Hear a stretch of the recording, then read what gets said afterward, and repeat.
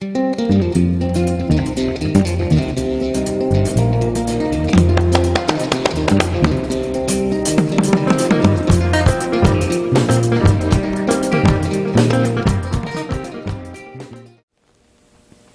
my name is Stanley Heller. Welcome to The Struggle. The Struggle is shown on 21 cable stations from Vermont to New York City and 24/7 on the internet at thestruggle.org. Featured on the program today is an interview with Iraq Veterans Against the War leader Jeff Bartos, who went to the protest in Pittsburgh of the meeting of the G20. He describes the protest and police attacks on peaceful demonstrators, including the use of a new sound weapon. Bartos himself was arrested and describes what happened. Then an interview I did at the Hope Out Loud Festival in Hartford, Connecticut, with Beth Angel of Connecticut Single Payer Action. She describes an alternative to the Baucus plan and to Obama's public option: single-payer, universal health care.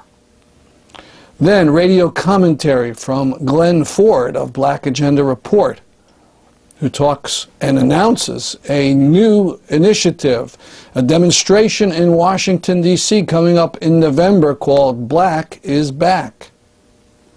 We open with a D.C. protest of Obama, not from the teabaggers, but from the left, from people disgusted with his expansion of the Afghan war, many of whom chose to be arrested in protest.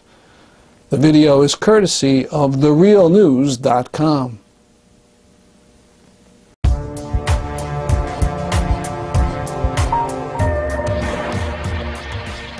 End the war! More than 60 anti-war demonstrators were arrested from in front of the White House on Monday. Timed to coincide with the anniversary of the war in Afghanistan, demonstrators included members of Witness Against Torture, Activist Response Team and Veterans for Peace, and National Campaign for Nonviolent Resistance. An estimated 500 people gathered at the White House to protest the wars in Iraq and Afghanistan and to request a meeting with President Barack Obama. Some of the demonstrators chained themselves to the White House fence and some lay prone on the sidewalk, while some even demonstrated the gruesome nature of waterboarding as others demanded an end to the wars. We have family members here who've lost their children in Afghanistan and in Iraq and who are against these wars, and veterans from Iraq and from previous wars who are against these wars. And it's something that the American public is turning against in a way that it wasn't before the last election. We didn't have a majority of Americans against occupying Afghanistan before the most recent election, but we do now. And it's important for our elected officials to listen to us now. There's not much hope, I think, of the president doing so, but perhaps our members in Congress will. And last Thursday, 22 Congress members put in a bill that said no more money, at least for an escalation in Afghanistan. That's a start. That's a beginning of the right approach. This is marking yet another anniversary of the invasion of Afghanistan, and we're here to say that we voted for this president because we want an end to the wars in Iraq and Afghanistan.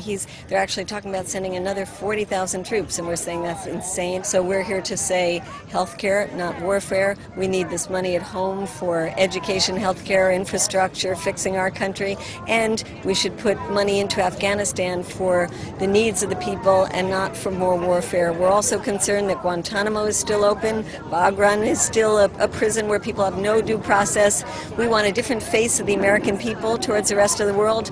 We thought Obama was going to do it. It's a lot of pretty words, but we want action. Here we are talking about a reform of the healthcare system in the United States. We're not going to even have money for reform if we keep pouring our money into militarization. We're spending billions and billions of dollars. We're wasting it on wars where people don't want us, and we could be putting that money into a really good health system that provides health care for all in the United States.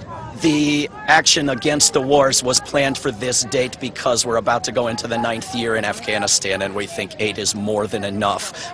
The health care issue has been on the agenda, but we didn't know that there would be this press conference this morning. It simply worked out that way, and worked out well, I think, because you know, a majority of Americans are on the right side on both of these issues, and yet rarely do you get to make the connection. There's no bill in Congress that says take the money from the wars, give it to the health care. There should be. It could be done. But this was an excellent convergence of the issues. You're in violation of regulations applicable to this area. You have exceeded the 25-person limit. You must leave the closed portion of the White House sidewalk now. All persons remaining on the closed portion of the White House sidewalk will be arrested. The arrests took place following repeated requests to move back from the sidewalk by park police, citing violation of permit laws. According to park police officials, those arrested were cited and released. David Swanson, author of the book Daybreak, who was also arrested today, later said that the demonstrators did not move back because they chose to exercise their First Amendment rights to freedom of speech.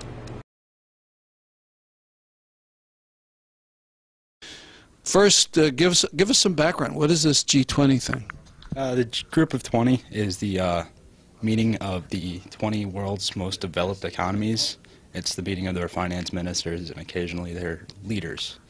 And it's a collection of, it's like the economic balance of what they think drives the world. So. Well, that sounds good. World's in trouble economically, but you went out there to protest, and why?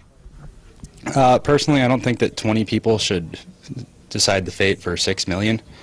The policies decided at the Group of 20 and Group of 8 meetings are that of globalization and other stuff. And personally, it's an enablement for continued war in Iraq and Afghanistan, and for the exploitation of a lot of different types of people in the name of the 20 most developed economies. All right, so when did you go out there? I got there on Thursday morning. Began working with the Eastern Seas of Peace Collective, a group of street medics and healthcare workers and other associated fields to provide free medical care to pretty much anybody, but most notably the protesters and activists that were down there. And were your services needed that Thursday? Thursday night, I was down near the University of Pittsburgh in the Schenley Plaza area. There was a gathering of students and a bit of a rally that the police dispersed with both sonic weapons, the LRAD, chemical weapons, tear gas, pepper spray, and rubber bullets, all the other fun stuff. The police actually invaded the University of Pittsburgh campus and some of the dorms, trapping students in breezeways with tear gas. I ended up treating a few people that had tear gas and pepper sprayed, a kid that had gotten hit in the back of the head with the barrel of a rifle, and a few other things before we left. What is this sonic weapon? The United States government and the various defense contractors have developed a way of channeling sound to focus the effects of really loud, really intense, high-pitched noises at levels of about 150 decibels on a point target. And apparently if you get, of course you're able to hear it, and when it's not directed directly at you, it's more of like the world's most annoying fire alarm. But apparently if they direct it at you and focus the energy to the highest level, it can be debilitating, causing a loss of coordination, hearing damage, and various other things.